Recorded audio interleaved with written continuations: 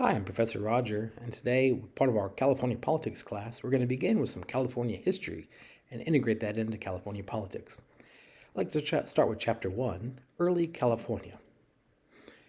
Expeditions to California started early. The contacts of Europeans with California started in the mid-1530s when the men of Cortez entered Baja California. In 1542, the Spaniards sailed north to Alta California, and the expedition of Cabrillo's expedition was first made landings as far north as modern Santa Barbara. In this regard, the Spanish navigator Cabrillo was the first European to discover California in 1542. During this period, the territory was inhabited by about 130,000 Native Americans. The territory did not receive proper attention from Spain for more than 2 centuries because of the enormous poverty in the region, as well as the general slowdown of the Spanish exploration. As California's missions and growth occurred, the foundation of the Spanish missions in California had an enormous historical significance for the west part of the country, but also for the whole state.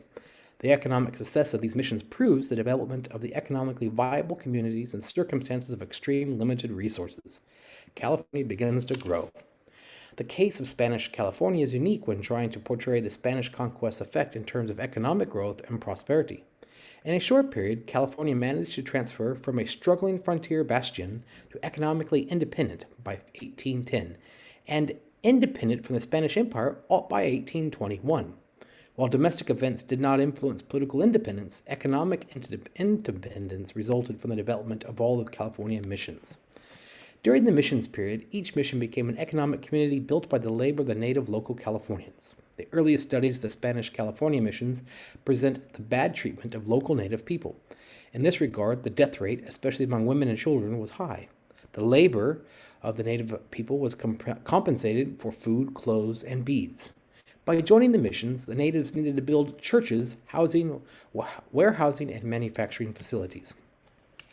Some of the examples of these was the mission Basilica de San Diego de Alcala.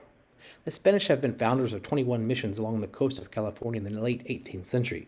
Mission of San Diego de Alcala represents a very significant part of the nation's Spanish heritage because it was the first mission formed by the Spanish. It was founded by Father Sierra in 1769, together with the first Spanish colony in the Presidio in Alta California.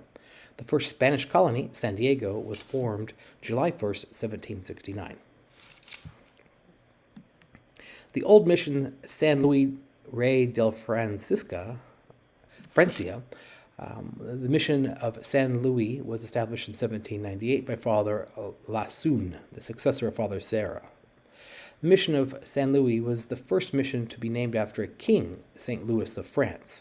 Shortly after Mexico won its independence, the law of secularization passed. From 1847 to 1857, the mission was used as an operational base by United States soldiers.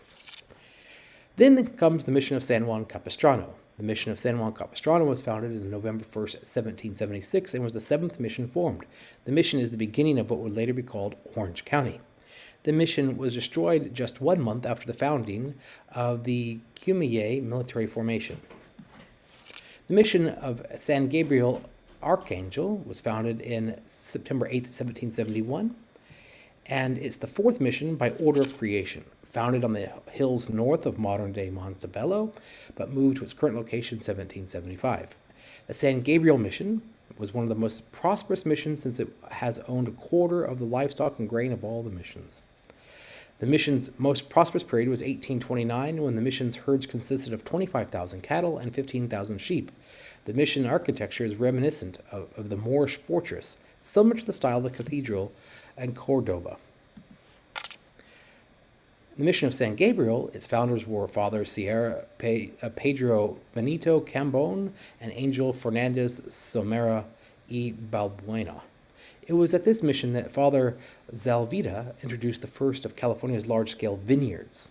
The Viceroy Inspector General had the privilege to choose the name San Gabriel Archangel, which gave the right of choosing the fathers of the new mission to Father Junipero. The mission of San Fernando was founded in September 8, 1797 by the Franciscans. The exact place of the mission was the north part of the valley, which the Native Americans called Ochoy Camahabit. In the first year, the mission operated in a building in ownership of Francisco Rey. the alcalde of the Pueblo of Los Angeles, in the period until the first church was being constructed. The church was built in 1798 along with a priest dwelling. The permanent church was completed in 1806. By this time, there were about 1,000 native people on the mission. Their village had 70 houses and its plaza. The old mission of San Buenaventura was founded on Easter Sunday, March 30th, 1749, and it was the last mission founded by the priest Junipero Sierra. The most important feature of this church was that it was close to the water, a fact that meant a lot at that time. Thus, the living conditions in this mission were much more manageable in the terms of garden maintenance, plant irrigation, food mirroring, etc., etc. Unfortunately, the entire irrigation system that was built was destroyed in 1862 by floods that swept through the region. California, during the Mexican independence, at the beginning of the 19th century, the Spanish colonies in America struggled for their independence. California felt the effect of these movements in terms of limited supplies to the missions, the pressure of the Navy making them unable to spare ships and to bring supplies and other needed products to the missions and villages north of San Diego. The main trading partners in this period were England, Russia, France, and the United States. Mexico achieved its independence in 1821. The most important change brought by the Mexican independence was the secularization of the missions and the limiting the control of Franciscan missionaries. This kind of process of secularization started in 1834. In the beginning, the Franciscans administered the lands of missions for the natives that lived here when the missioners arrived, but some of them benefited at the end of the mission system. Like the mission system, Native Californians provided the biggest part of the working force for the emerging ranching economy. Some of the Spanish-speaking natives married working-class Mexicans and further complicated the already complicated racial categories. During the 1830s and 40s, there was an increasing number of Europeans and Americans arriving in California wishing to start a life in the land of California. Although the successful part of the independence, Mexico was faced with difficulties in ruling the California province. The last governor who was sent to California from Mexico was Manuel